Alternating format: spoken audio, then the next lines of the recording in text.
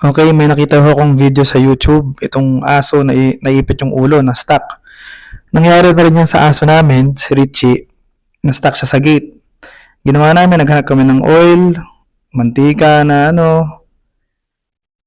ano ba, petroleum jelly, grinder, ayaw talaga. Napag-isip-isip ko talagang yung balat pala ng aso, elastic.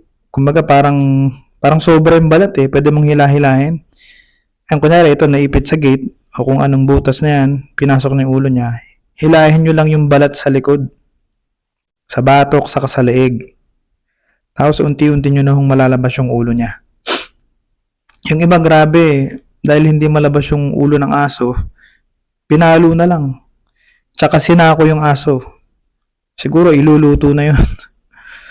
Kawawa. O ito ho, itong video na to sana nakatulong sa inyo sa future na mga